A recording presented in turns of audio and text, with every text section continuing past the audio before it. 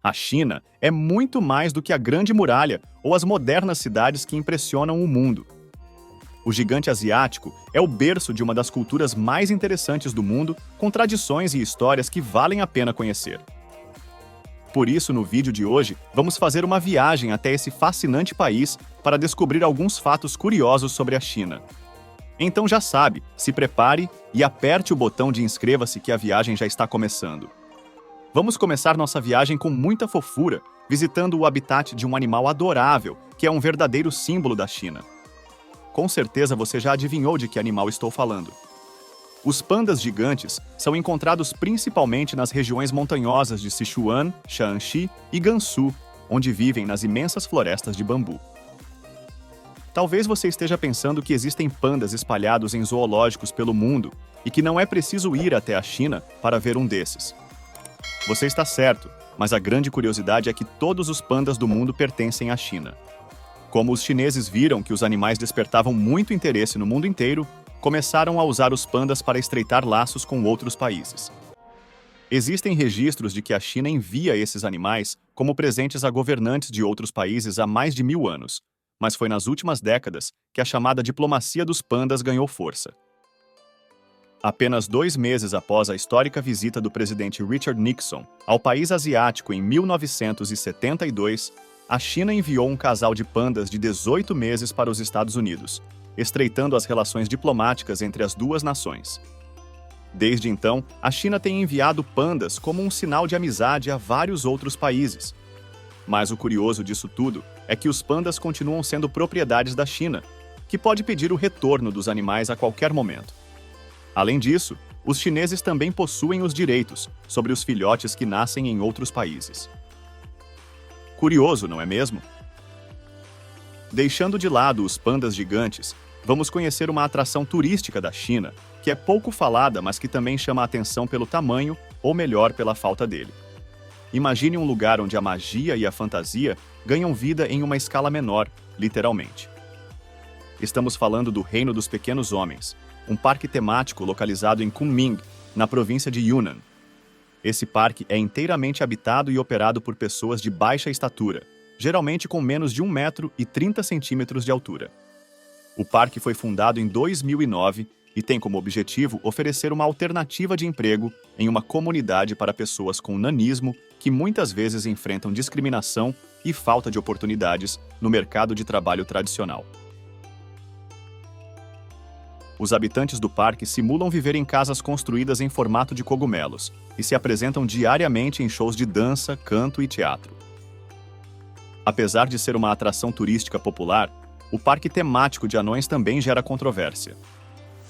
Críticos argumentam que ele perpetua estereótipos e explora as pessoas com nanismo, enquanto os defensores afirmam que ele proporciona emprego e uma comunidade solidária para os habitantes. Quando pensamos em animais de guarda, os cães são os primeiros que vêm à mente. Mas na China, em algumas localidades, a polícia tem uma abordagem bem diferente. Eles utilizam gansos. Isso mesmo, esses animais normalmente associados a fazendas estão ajudando a manter a segurança em várias regiões do país. Os gansos são altamente territoriais e têm uma visão excelente, além de serem extremamente barulhentos quando percebem algo fora do comum.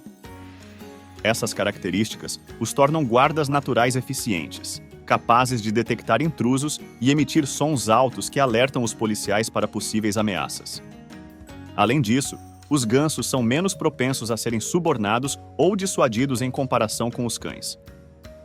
A ideia de usar gansos como animais de guarda não é completamente nova na China, mas ganhou destaque em 2013, quando a polícia da província de Xinjiang começou a utilizar esses animais em seus esquadrões de patrulha. A iniciativa foi considerada um sucesso, com relatos de gansos ajudando a capturar ladrões e deter criminosos. A gastronomia chinesa é reconhecida mundialmente não só pelos pratos mais consumidos, mas também pela grande quantidade de alimentos que consideramos exóticos. Um dos pratos mais inusitados é chamado ovo de menino. Ao contrário do que o nome pode sugerir, ele leva um simples ovo de galinha comum no mundo inteiro. O diferencial do prato é a forma como o ovo é preparado.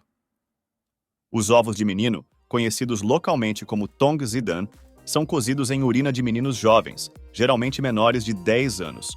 Você não escutou errado, é xixi mesmo. A prática é antiga e remonta a dinastias passadas, sendo considerada uma tradição importante na região. Disse que a urina deve ser de meninos saudáveis, preferencialmente estudantes. Logo, os ovos são fervidos e depois deixados de molho na urina por um dia inteiro. Os moradores de Dongyang acreditam que esses ovos têm propriedades medicinais, como a capacidade de melhorar a circulação sanguínea, reduzir o calor corporal e revigorar o espírito. Embora essa prática possa parecer chocante para muitos, na cidade é amplamente aceita e até celebrada como parte da herança cultural local. Assim como várias culturas orientais, as tradições são muito fortes na China e conseguem resistir ao passar dos anos, mesmo com diferentes formas de governo. No entanto, o atual regime que controla o país tem tentado impor cada vez mais controle sobre a vida dos seus cidadãos, inclusive em questões espirituais. No Tibete, por exemplo, uma das regiões mais espiritualmente ricas e culturalmente fascinantes da China, há uma prática religiosa que pode parecer incomum para o resto do mundo. As reencarnações precisam ser oficialmente autorizadas. Pode parecer loucura, mas até a reencarnação precisa de uma permissão oficial do governo chinês. Esta regulamentação foi instituída em 2007 pelo governo da China com o Decreto número 5, que exige que todos os lamas reencarnados tenham sua reencarnação aprovada pelo governo. Essa medida é vista como uma forma de controle sobre as práticas religiosas e políticas no Tibete, uma região onde o budismo tibetano desempenha um papel central na vida e na identidade das pessoas. O Decreto número 5 é particularmente relevante para a reencarnação do Dalai Lama, o líder espiritual dos tibetanos. O atual Dalai Lama, Tenzin Gyatso, tem 88 anos e sua eventual reencarnação é um assunto de grande interesse e controvérsia. O governo chinês quer garantir que a próxima reencarnação seja alguém que eles possam controlar, enquanto muitos tibetanos esperam por um líder espiritual que continue a tradição de resistência e autonomia. Em outros aspectos, o governo não interfere, como por exemplo na escolha da cor da roupa, mas é importante observar bem, pois as tradições locais são bem diferentes das que estamos acostumados. Enquanto em muitos países ocidentais, o preto é a cor tradicionalmente associada ao luto e aos funerais, na China o branco é a cor que simboliza o luto. Essa tradição está profundamente enraizada na cultura chinesa e tem significados que remontam a milhares de anos. No confucionismo, que influenciou fortemente a cultura chinesa, o branco simboliza pureza e luto. Nos funerais chineses é comum ver familiares do falecido vestindo branco em vez de preto. Essa prática é uma forma de mostrar respeito e pureza do espírito do ente querido que partiu. As roupas brancas são usadas por todos os membros da família durante o período de luto, que pode durar até 100 dias. Além das vestes, outros elementos brancos são incorporados nas cerimônias fúnebres, como flores e faixas. As cerimônias são geralmente acompanhadas por rituais budistas ou taoístas, dependendo da região e das crenças da família. Essa tradição de luto também se estende a outras áreas da cultura chinesa. Por exemplo, é considerado de mau agouro presentear alguém com algo branco em ocasiões festivas, como casamentos e aniversários. E por falar em casamentos, na China, a cor tradicional dos vestidos de noiva é bem diferente daquela que conhecemos no Ocidente. Na China, o vermelho é a cor da sorte, da alegria e da felicidade. Por isso é tradicional que as noivas usem vermelho em seus casamentos.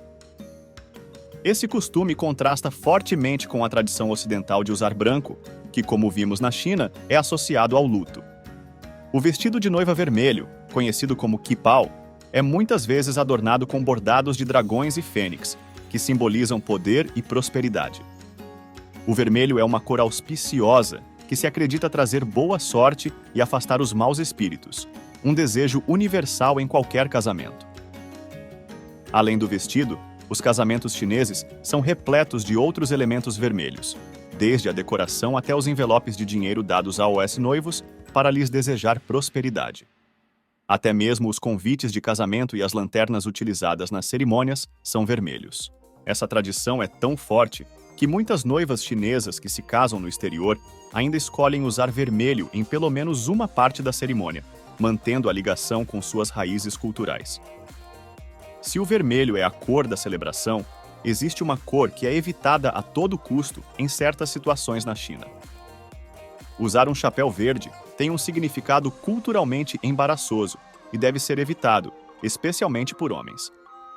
A expressão usar um chapéu verde é um eufemismo para dizer que alguém está sendo traído pela esposa. A origem desse simbolismo é incerta, mas há registros históricos que sugerem que durante a dinastia Yuan, que governou entre os anos de 1270 e 1368, os homens casados com mulheres de reputação duvidosa eram obrigados a usar chapéus verdes como um sinal de vergonha. Com o tempo, essa associação se enraizou na cultura chinesa e o chapéu verde passou a ser um tabu. Por isso é raro ver alguém usando chapéu verde na China. A cor verde em si não é evitada, mas quando se trata de chapéus, a conotação negativa é forte o suficiente para que a maioria das pessoas prefira outras cores. Isso vale em qualquer parte do território chinês, assim como o horário. Como você já deve saber, a China é um país grande que abrange uma área de cerca de 96 milhões de quilômetros quadrados. Naturalmente, deveria ter 5 fusos horários diferentes, mas surpreendentemente todo o país segue um único horário oficial, o horário de Pequim. Essa decisão foi tomada em 1949, após a fundação da República Popular da China, para promover a unidade nacional e facilitar a administração do país. Embora essa uniformidade traga alguns benefícios, também pode causar certos desafios. Em regiões ocidentais como Xinjiang e Tibete, o horário oficial pode diferir significativamente do horário solar. Isso significa que em algumas áreas o sol pode nascer por volta das 10 da manhã e se pôr apenas às 10 da noite. Para lidar com essa discrepância, muitos moradores dessas regiões adotam informalmente um horário local para atividades diárias, enquanto o horário oficial é usado para assuntos governamentais e negócios.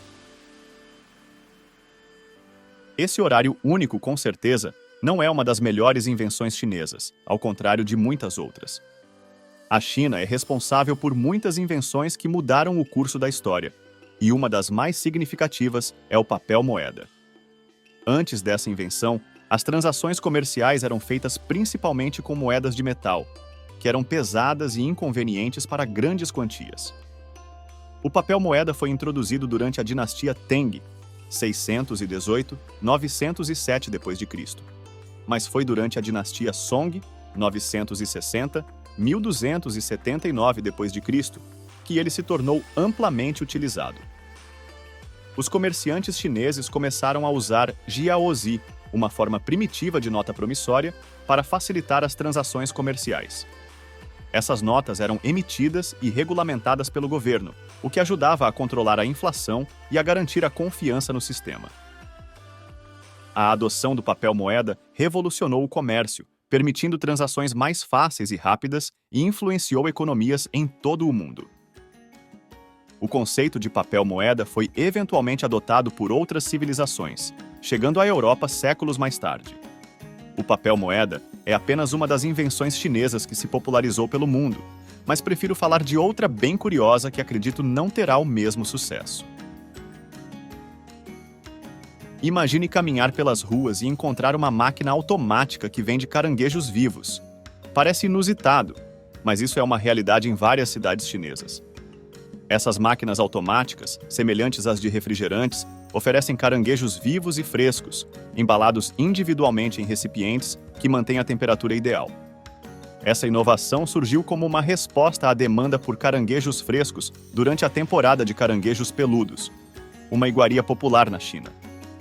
Os consumidores podem escolher o tamanho do caranguejo e pagar diretamente na máquina, garantindo que o produto esteja vivo e fresco.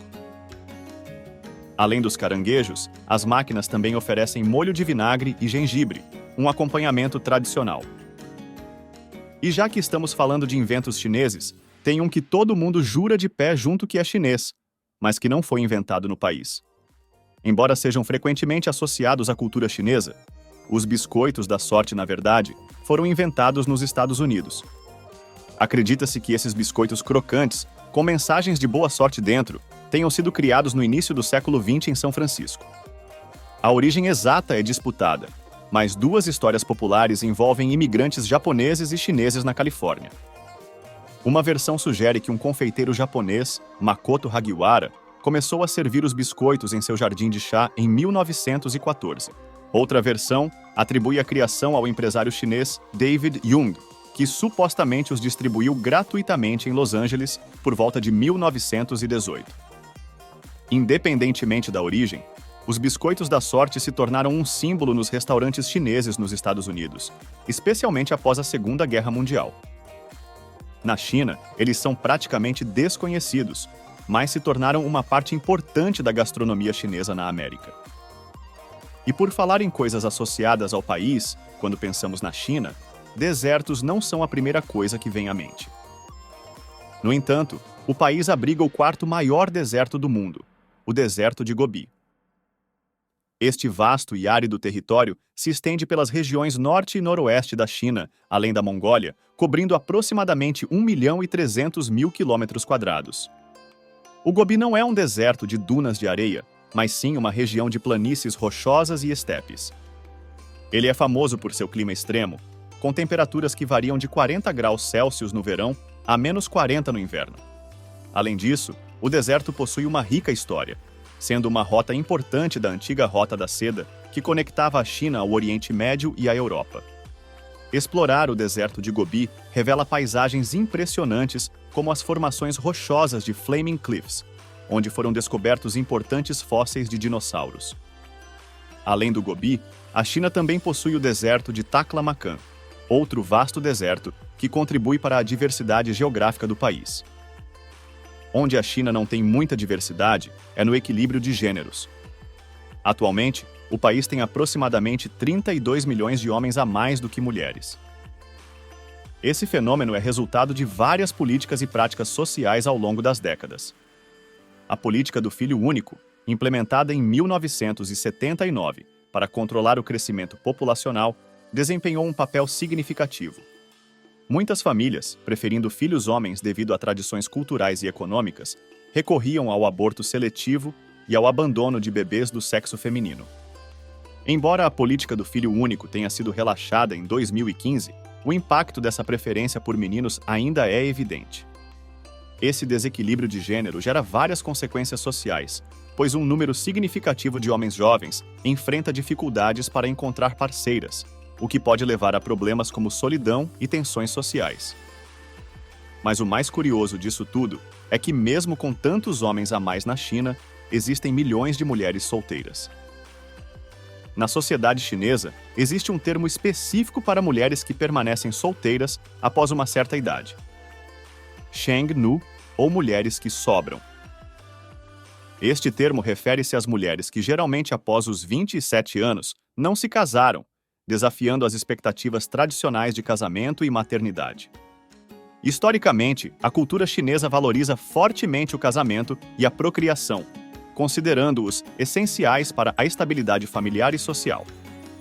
Com a rápida modernização e urbanização, no entanto, muitas mulheres têm priorizado a educação e a carreira. Isso tem levado a um aumento no número de mulheres altamente qualificadas e financeiramente independentes que adiam ou optam por não se casar. Apesar de seu sucesso, essas mulheres enfrentam enorme pressão social e estigmatização.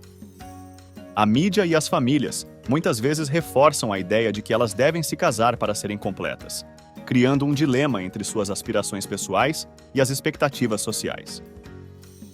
Esse é um problema moderno que precisa ser solucionado, assim como outros que a China conseguiu resolver com muita criatividade, como aconteceu durante a construção de um dos maiores símbolos do país.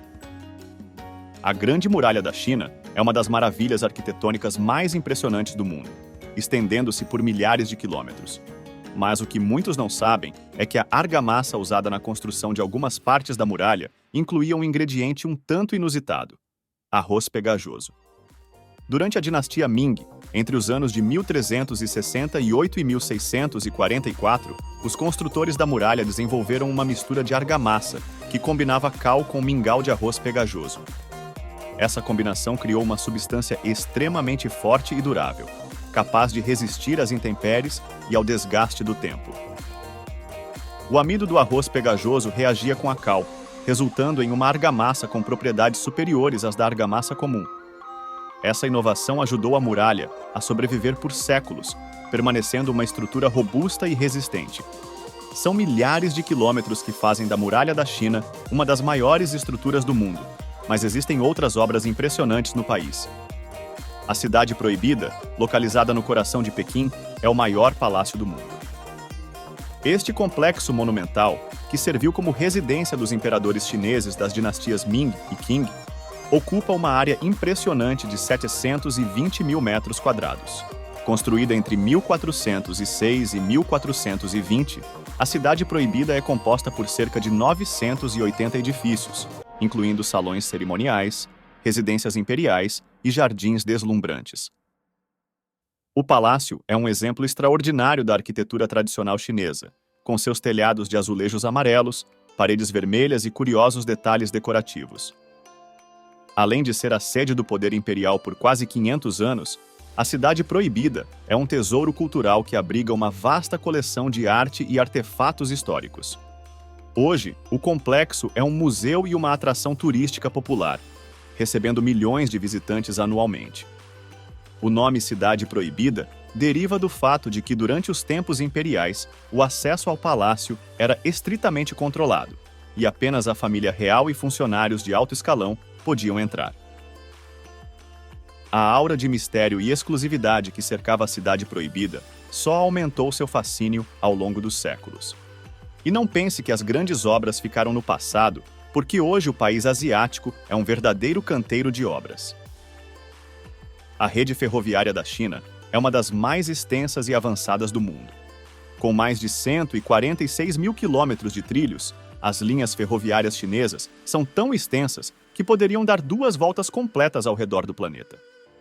Essa impressionante infraestrutura inclui tanto ferrovias convencionais quanto linhas de alta velocidade.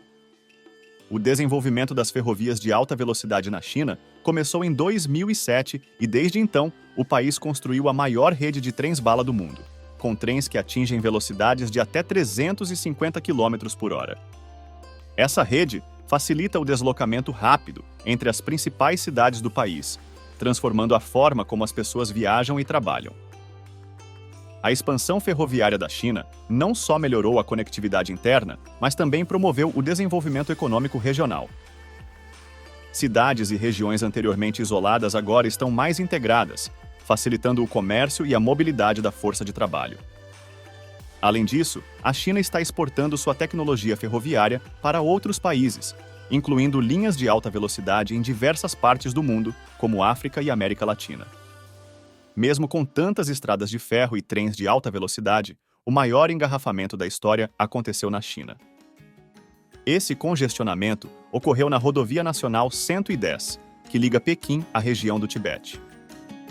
O engarrafamento se estendeu por mais de 100 quilômetros e durou incríveis 12 dias.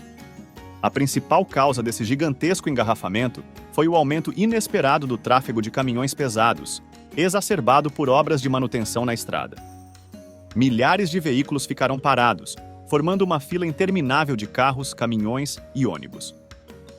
Motoristas e passageiros se viram obrigados a passar dias no trânsito, enfrentando calor, fome e falta de saneamento básico. O congestionamento extremo gerou um mercado improvisado ao longo da rodovia, com moradores locais vendendo comida, água e outros suprimentos aos motoristas presos. A situação só começou a melhorar quando as autoridades interviram, desviando o tráfego e acelerando as obras na estrada. Esse evento entrou para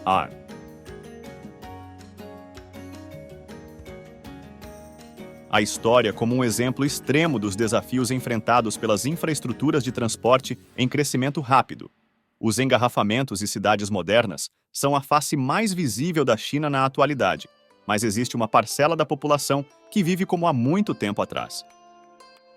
Pode parecer surpreendente, mas aproximadamente 35 milhões de pessoas na China ainda vivem em cavernas, conhecidas como yaodongs. Essas moradias subterrâneas são especialmente comuns na província de Shaanxi e em outras áreas do norte do país, onde as condições geográficas e climáticas tornam essa forma de habitação bastante prática. As cavernas são escavadas em colinas de loess, um tipo de solo que é fácil de escavar, mas também bastante estável e isolante. A loess mantém uma temperatura interna constante ao longo do ano, oferecendo calor no inverno e frescor no verão, o que as torna eficientes do ponto de vista energético. Além disso, são econômicas de construir e manter. Muitas dessas cavernas são passadas de geração em geração e algumas são equipadas com eletricidade e outras comodidades modernas. Algumas até foram reformadas e modernizadas, transformando-se em residências confortáveis e esteticamente agradáveis. Esse vídeo não pode terminar sem falar de uma curiosidade relacionada à AOS Esportes na China. Curiosamente, o esporte nacional e um dos símbolos do país não é uma invenção chinesa. O tênis de mesa, também conhecido como ping-pong, é uma verdadeira mania nacional na China e o país ganhou quase todas as medalhas olímpicas nesse esporte recentemente. E por mais que seja muito associado à China, o esporte foi inventado na Inglaterra. Agora, sabe o que é mais curioso? O futebol, que todos acreditamos ter sido inventado na Inglaterra, pode ter surgido na China. Segundo descobertas recentes, há cerca de 2.500 anos, os chineses já praticavam um esporte muito parecido com o nosso futebol. O jogo era chamado de Cuju e era disputado com uma bola de couro cheia de penas. Essas são só algumas das muitas curiosidades que existem sobre a China. Se você quiser saber cada vez mais sobre esse nosso belo mundo, se inscreva no canal para não perder nossa próxima viagem. Muito obrigado para quem assistiu até aqui, abraços e eu te espero no próximo vídeo.